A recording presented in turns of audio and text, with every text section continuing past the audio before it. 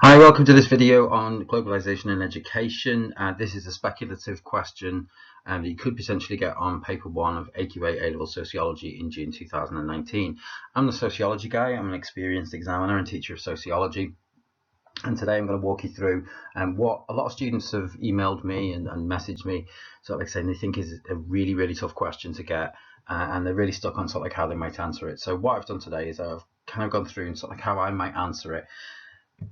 Okay, just before we do, just to give you a few kind of sites to follow, you can follow me at the Sociology Guy on Twitter. You can also follow me at the Sociology Guy on Instagram, and you can go onto my website, thesociologyguy.com. On there, there's loads of free revision resources, mind maps, knowledge organisers, model answers, exam tips, checklists, things like that. Okay, just a quick disclaimer. I've got no knowledge of the A-level exams. I am not involved in the writing of the exams. I do not know what questions are coming up. This question has not been produced by AQA. It's been produced by me. I've written the item as well. It's based on a question type that has not appeared on the specimen paper or on the AS or A-level exams up until June 2019. And I think this is why a lot of people are worrying about globalisation potentially coming up. Hopefully, when I explain it, it's not going to be as difficult as you think. This essay structure is just one way of answering the question. There are other ways you can answer it. There's other material you can put into it which may still score full marks. So, globalization and education. Right. A lot of people have become really, really worried about this. A lot of people are thinking, oh, it's going to be the 30 marker. I know nothing about globalization and education. How am I going to do this? It's one page in the textbook. And actually, to do this essay, what I've done is I've looked at 3 or 4 of the different AQA approved textbooks and found that, yeah, there is maybe 1 or 2 pages on globalization and education. But it's what you do with that information that means it could potentially be a 30 marker. Me personally, I think it's more likely to be part of a bigger question on social policy, and you can see this here from the specification point 4. There are 3 other specification points, one on theory, one on internal processes, one on the differences based on ethnicity, gender and education, and the 4th one is about social policy. And you can see just highlighted at the bottom there the impact of globalization on educational policy. If it's in the specification like this, all they can do is ask you about the impact of globalization on educational policy. They can't start talking to you about how has globalization shaped gender differences in education, for example. What they're going to look for is they're going to look for sort of like how globalization, how having the global educational market has influenced educational policy in the UK, which makes me think it's more likely to be a 10 marker than a 30 marker. But as I was reminded today when another sociology teacher sent me a video of Hitler talking about the 2016 Crime and Deviance paper. I know that seems really weird. It was actually a kind of parody of Hitler doing his sociology exam. Quite funny if you want to watch it. I'm not quite sure if I can advise you to go and watch a parody of Hitler doing his sociology exam. I'm not really sure sociologists really should be promoting kind of right-wing speech. I'll leave that up to the BBC. But here it talks about the impact of globalization on social policy, and that is how I've kind of targeted this question. So here's a speculative, very, very speculative question. There's an item, and in the item we'll pick out a few things in a minute, but the question is simply apply material from item B on your knowledge, evaluate the impact of globalization on educational policy in the UK, and it'd be a 30 marker. Very broad question, right? There's lots of different things that you could apply in there and sort of talk about the influence of globalization on educational policy. Most of the textbooks tend to focus on things like privatization, marketization, and changes to teaching, learning, and assessment. And we can see that's in the item here. I've highlighted a few things. In recent years, the growth of globalization has influenced many sections of society. I've highlighted that really for a little bit of evaluation. International rankings, which is one thing within globalization, particularly the PISA rankings, has meant the government is increasingly looking to other countries. So any type of schools that have been influenced by another educational system, so for example Finland, Sweden, South Korea, Singapore, Hong Kong, the American education system, can be used in this question. And you'll see this a little bit further on. Types of schools, right? Types of schools. So free schools have come from Sweden, the academies have come from sort of like the charter schools in America. And the next bit from forms of teaching, learning and assessment. So this is all about sort of like what we learn in the classrooms and what teachers do and how we are assessed. So we could maybe look at some policies that have changed things like the national curriculum because of globalisation. Furthermore, the globalisation of education has led to increasing opportunities for schools and students to set up and study overseas. Okay, this might not be specifically tied into some educational policy, but it is in wider social policy. So you may want to develop these points as well, particularly things like neoliberalism and the ability of setting up an education market overseas and the increased privatization of education globally. Second paragraph in the item, as usually is the case, is a little bit of a hint that you need to be able to evaluate some of these ideas that you're putting forward. So, however, some sociologists have suggested the impact of globalization on education policy has been to benefit some social groups more than others, kind of hinting at a Marxist viewpoint, and that globalization has had a negative impact on the working class. Again, if you're talking about class, we're talking about negative impact. Maybe think about sort of like a little bit of Marxist analysis of some of these ideas. Okay. On my website, and you may have seen something like on my Twitter sites and my Instagram sites, I have put up this recently, this kind of infographic, if you like, about 8 ways globalization impacts on education. So things like multiculturalism, you could argue that globalization has led to us having a more multicultural curriculum, particularly changes to the curriculum under New Labour. Variety of schools and marketisation, so free schools and academies being brought in from Sweden and the US, increased marketisation of British schools overseas and academy trusts opening chains of schools overseas because of the desire for Western education. That could be something you develop. International rankings, so PISA rankings for maths, English and science, and how UK policy has been significantly influenced by the achievement of countries like Hong Kong, Singapore, South Korea in those, and trying to sort of like develop some of the good ideas that come from there and put them into UK schools. But there is a point we can make to evaluate that massively. University entrance, okay, you could talk about university entrance, growth of the education market in higher education, which means that lots of students from overseas come into the UK. British values and prevent. This could be seen as a reaction to the anti-globalization movement. But we can still talk about globalization. How has it influenced educational policy? Well, with increased globalization, what we've had is a little bit of conflict towards it, and therefore we've had to put in educational policy. Changes to teaching, learning and assessment. On here, so like I've talked about, greater interconnectedness of educational research has led to change in the teaching profession. We will see some in the essay, so like where we talk about like how the education system should change because of this.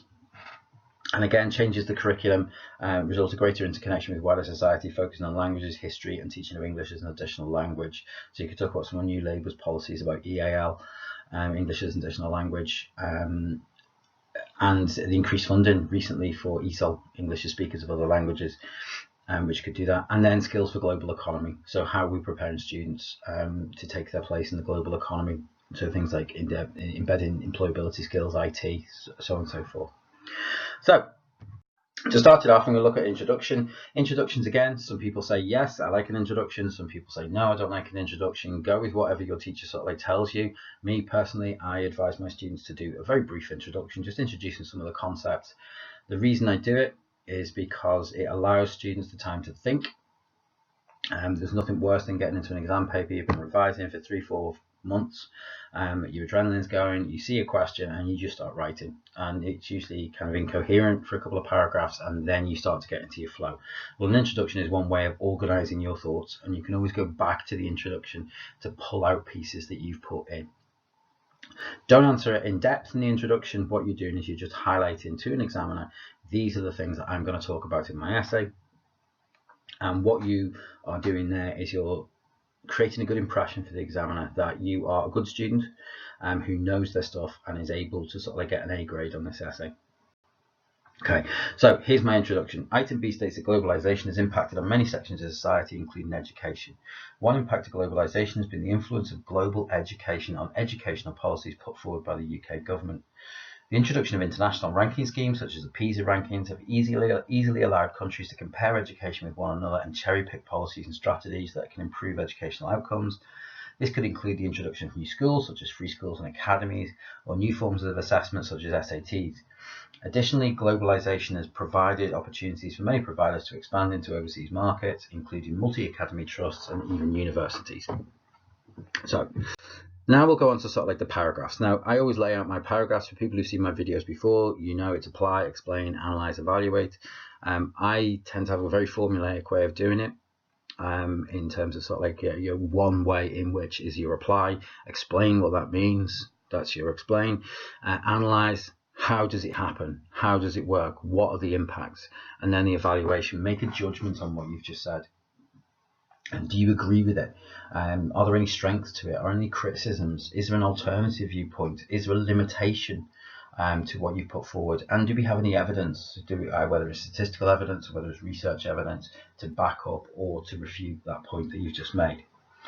So our first paragraph, as you can see, sort of like on the left hand side of the screen, I've put the application, explain, analysis. One way globalisation has influenced educational policy in the UK is through the creation of international rankings. Okay, so there's my application. That's my knowledge. I know about international rankings. Now what I have to do is explain and show the examiner I understand what they are.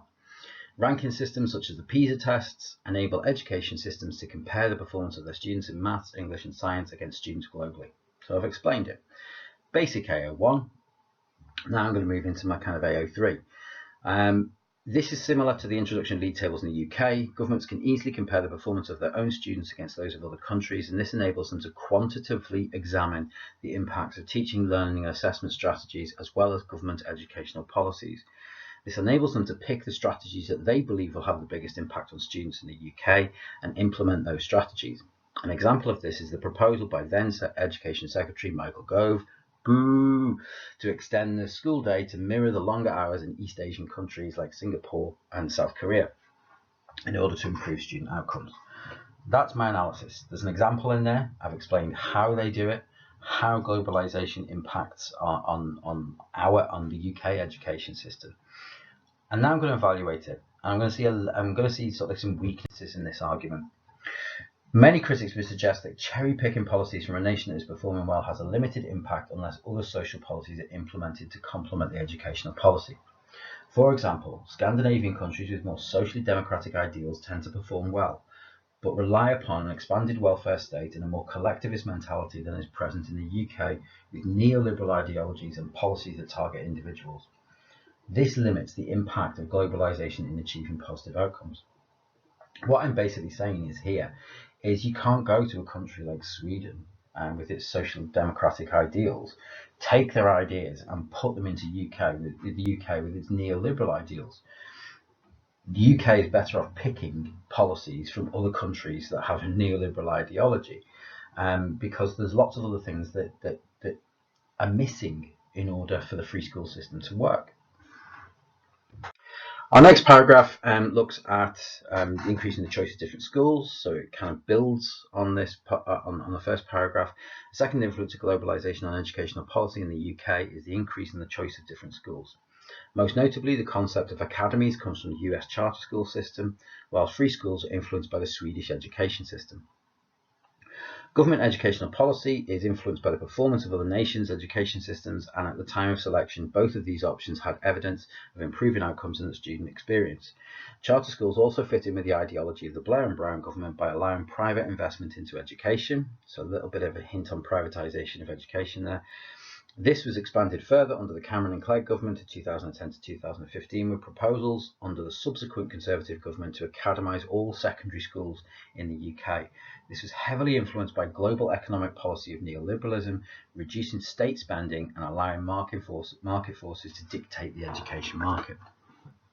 It is something that can't be understated, I think, when you're looking at education policy, is the influence of neoliberalism and new right ideology in education funding. And we're continually looking at sort of like cuts to educational funding, although some government ministers will have you believe that there is more funding going in, but when you take into account inflation, blah, blah, blah, blah, essentially there have been dramatic cuts to education probably for the last 10 years. particularly under the coalition and the Conservative governments. So this is why we might criticise this. While many applauded the introduction of city centre academies as tackling social inequality in areas of deprivation, the results of wide-scale academisation have been less successful. Recent investigations into the run of multi-trust academies have shown the impacts of corruption, understaffing and poor outcomes for students. Furthermore, free schools have predominantly benefited the middle classes in the UK as they've been set up by wealthy individuals and groups of middle-class parents, demonstrating the influence of globalisation is primarily for those with more power and influence. Okay, just to explain that a little bit, recently there's been a number of different programs on the kind of scandal within multi-academy trusts, large amounts of money being paid to consultants, cuts to teaching and learning budgets, unqualified teachers teaching classes, all sorts of different things that are happening. Off-rolling of pupils, in other words, kicking them out of school before they do their exams to actually make their results look better. There's lots of different things that multi-academy trusts have done. Now, by no means are they the only ones who do it, but they tend to be the ones who've been caught. The other thing with free schools as well is you can always use the example of Toby Young's free school, good old Toby, the man who sort of like seems to think that sort of like, you know, privilege is something that should be reserved for the upper middle classes. He tried to run a free school. He benefited massively from government grants in doing so. Ended up having to close it down because it wasn't very good. He didn't make a success of it, and he didn't realise how difficult it was. It doesn't stop him being rolled out every now and again by kind of more right-leaning media outlets every time we want to talk about education. But, you know, friends in high places. And what we could also sort of like talk about there sort of is the idea that sort of these middle class free schools have been set up essentially for sort of like what we see as being the Chelsea and Kensington lot. Those who, you know, in London, sort of like, you know, sort of like it was very trendy to go to a free school rather than go to a state school or go to an academy, and therefore parents might have set these up for themselves. They may, you know, in a very middle class way, be influenced by other ideas around globally around the world. We often see things like Montessori nurseries as an example, but you know, that's what my evaluation would be in terms of that of globalisation. Paragraph 3, further example of the influence of globalisation in education policy has been the expansion of privatisation in the education system. Neoliberal economic policy has become the dominant economic policy in the era of globalisation, partly because of the role of the IMF and other international governmental organisations, or IGOs. This has led to a rapid expansion of the education market to being a multi-billion-pound operation that provides large profits for UK-based educational institutions.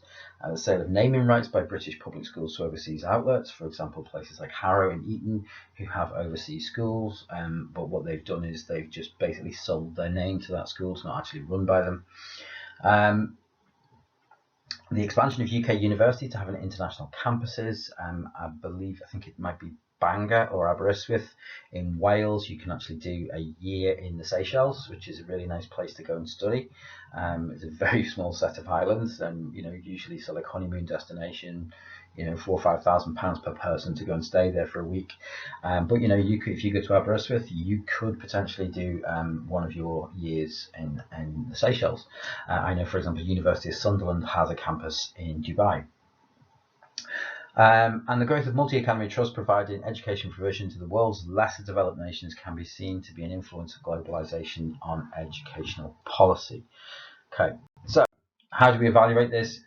Of course, you know, we're talking about growth of marketisation of essentially capitalist ideas. Of course, it's going to be Marxist. Critics of these policies would suggest that there is an ulterior motive for the rapid expansion of UK educational institutions into the developing world. Marxists would suggest that the spread of Western education with its ideals of meritocracy and capitalism is a form of cultural imperialism that facilitates the spread of capitalist ideologies such as neoliberalism and individualism. This positively impacts on the employment prospects for students in the UK who gain skills that are needed in the developing world. Okay, bit of a reach there. A lot of that background sort of comes from sort of like I teach global development, so the idea of cultural imperialism. If you do cultural identity, you can use this idea of cultural imperialism as well. But one of the reasons why sort of like these schools are being given, according to Marxists, I should say, one of these reasons they've been given sort of like the free scope to go overseas and develop is A, the needs of capitalism, and B, a form of what we call social engineering, is to teach people in the developing world about the ideals of capitalism and the ideals and Western ideals, and therefore that will then benefit Britain's economy, the US economy, European economies in the long run. Okay, paragraph 4. Further example of the influence of globalisation in education policy has been the impact on teaching, learning and assessment. In recent years, the UK government has made proposals to change teaching, learning and assessment to mirror more successful approaches in global education. What I'm going to do for my analysis is give you some examples of this, because I think sometimes with analysis, if you give examples, you're showing a deeper understanding of how this works. So, examples of this include changes in national curriculum so that it's more in line with the core content that is offered in other nations that perform well in PISA rankings. Thank you again, Michael Gove. Literacy and numeracy strategies that had students focusing a large percentage of their time on maths and English in order to improve their performance in comparison to other nations. Literacy and numeracy strategies were under the Blair and Brown government, New Labour. While teachers have also faced comparisons on qualifications, with proposals for teachers to have higher entry qualifications, longer periods of teacher training, and being appointed as master teachers. This was something that was put forward by Ed Miliband in the run-up to the 2015 election, but was never actually adopted. That was influenced by the idea in Finland that all teachers have a master's degree. Our evaluation of this. The application of these ideas are often theoretical rather than practical. There is a huge gap between the theoretical ideas that tend to be more to the left and the practical ideas which tend to be more to the right. The growth of academies has meant an increase in the number of unqualified teachers, particularly in shortage areas like maths and STEM subjects, and a decline in the number of teacher training places at universities, but an increase in academy trust training teachers and paying them an unqualified teacher's wage. This can be linked to things like privatisation of education and marketisation too. Ideas from other nations in terms of teaching, learning and assessment are often proposed but fail to materialise due to a lack of funding or a clash of ideologies, a clash between the kind of left-leaning social democratic ideology and the neoliberal ideology of kind of things like academies. Final influence of globalisation on education policy has been the creation of British Values and Prevent. British Values is compulsory in all educational establishments to promote ideas of tolerance, the rule of law and democracy. Prevent is a legal requirement for educational institutions to report what they perceive to be the threat of child exploitation, grooming or radicalisation. So again, highlighted the policy, highlighted what it means. Now I've got to make the link and why is globalisation caused this policy. Both of these policies were introduced as a response to the increasing threat of terrorism that occurred in the era of globalisation. The threat of terrorism is seen to be motivated by anti-globalisation feelings and a desire to retain traditional ideals of nations. As a consequence of this backlash against globalisation, the government introduced these policies in education to act as a deterrent against radicalisation and to reinforce the ideas of a global Britain in a similar fashion as to promoting social solidarity. So I've managed to link in a little bit of theory here with a bit of functionalism and However, and this is our evaluation, it can be argued the impacts of both British Values and Prevent have been controversial, with some universities challenging it on the grounds of academic freedom and others refusing to police their students. Furthermore, it can be argued that it could lead to stereotyping certain ethnic groups within the education system and contribute to negative experiences such as bullying and racism within schools. We have seen this quite recently. There's a number of different clips gone around about children of asylum seekers who've been bullied in schools.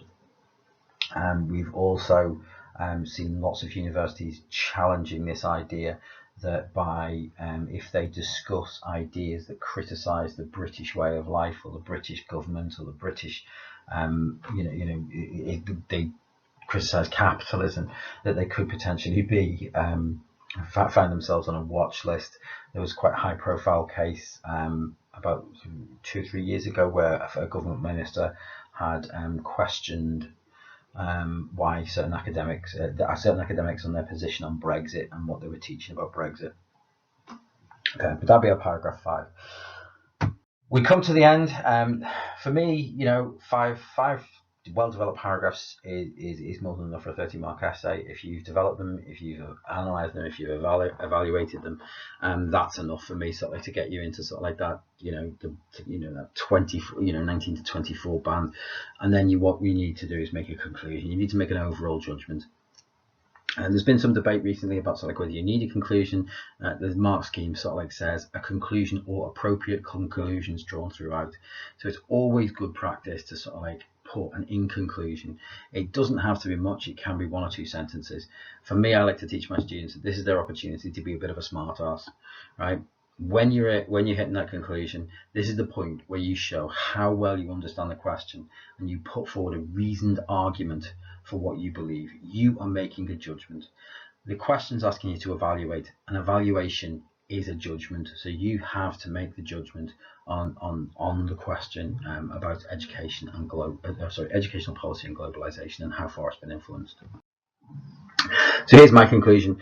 The impact of globalization on educational policy is clear. One of the features of globalization has been the rise of a global culture, and in one sense, the government has a duty to promote these global values of freedom and democracy. Furthermore, the process of globalization means that many traditional jobs that were once undertaken in the UK are now being carried out overseas, so it is imperative that educational policy is geared towards giving students the skills they need in order to compete for the changing job market in the face of globalization. For example, areas such as green energy, technology and artificial intelligence. At present, this can be seen as a failing of educational policies to address globalization due to shortages in these areas. There's my final judgment.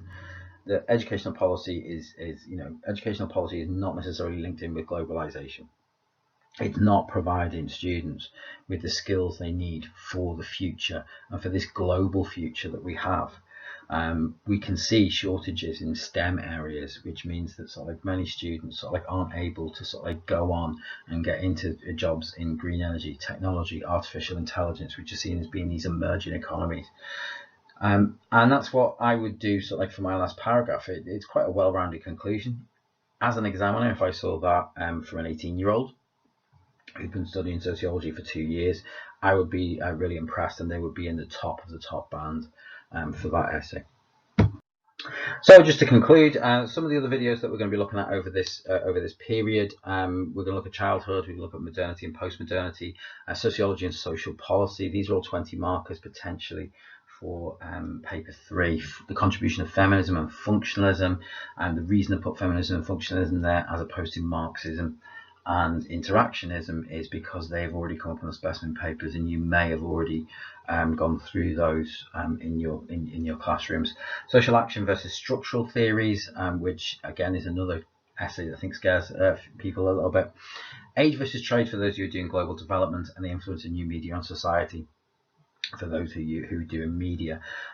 Paper 2, I tend to focus mainly on family, and I will do some global development, some media. I do not do beliefs. I do not teach beliefs, unfortunately. However, the teacher sociology, who's also on YouTube, you may find some other links with my videos. She does do a lot of stuff on beliefs, so I really would recommend you check her videos out as well. Other thing we've been doing sort of like in the run up to the exams is we've done the 40-day challenge. In the 40 days that were leading up to paper 1, we did 1 10-mark question a day. Sometimes we've done more than 1, sometimes we've done 3. There are 40 10-mark answers, questions to answer, and 40 model answers will be available by May the 22nd. Well, actually May the 21st, because May the 22nd will be your last paper, so your first paper. You can download these at sociologyguide.com and I think it's under model answers. So thank you very much for joining me. I hope this video has kind of cleared up a few things about globalization. My general feeling is that I don't think this early in the specification run that they will hit you with a 30 marker on globalization. It would be very, very harsh. However, right, never say never with AQA. I've seen 20 markers on green crime. I've seen 21 markers on state crime. I've seen 33 markers on the old specification on things like social policy. So you can never say never. So it's always good to be prepared. Best of luck with your exams, and hopefully you'll join me for one of my other videos. Goodbye.